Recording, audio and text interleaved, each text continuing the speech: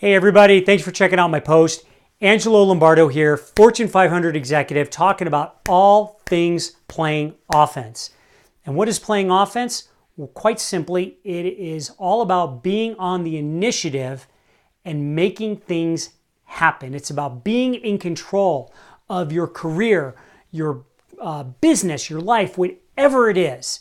Because I'll tell you what, if there's one thing that I have learned in over 25 years of working and just kind of peeing around, most people spend time in a defensive mode. They react to things that are happening to them. Life, their companies, their careers, other coworkers, friends, family, whatever it is. And the key, if you want to maximize your career, your business, your life, you must always play offense. And here's the thing.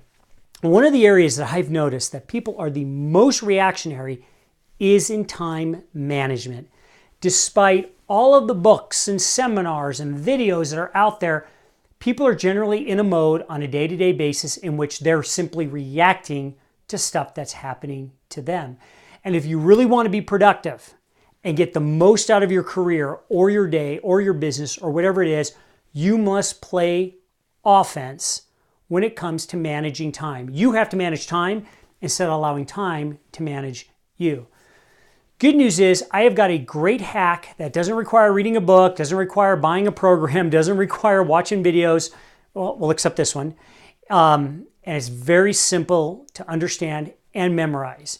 And what I call it is the 15, 30, and 60 process.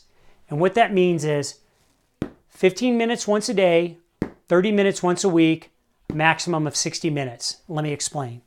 So, the key when it comes to being productive is to not get everything done. And that runs really contrary to philosophies that were being taught as recently as 10 years ago, in which it was building a list and breaking it down into these components and having your inbox get to zero and all that stuff. No. You know, most of us in business have all heard of the Pareto principle. 80% of your results are going to come from 20% of the stuff you do. And so the key is to focus on the critical 20%. So what you do each day, I like to do it before I go to bed at night. In fact, it'll be the last thing I do before I shut my eyes. I'll lay in bed using an app that I have on my phone.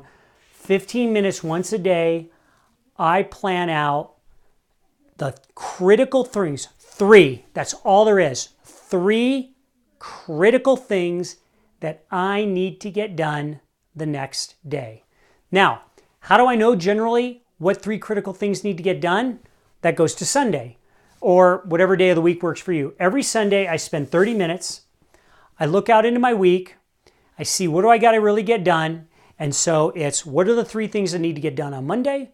What are the 3 things that need to get done on Tuesday? What are the 3 things? So you guys get the picture, right? So I plan that out. So I've got 15 things that I need to get done by the end of Friday.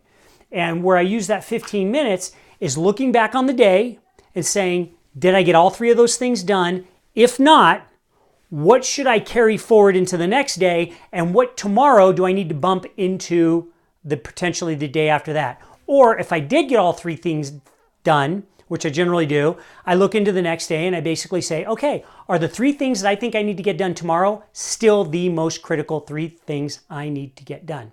Okay? All right, 15 minutes once a day, 30 minutes once a week. Here's where the 60 minutes comes in.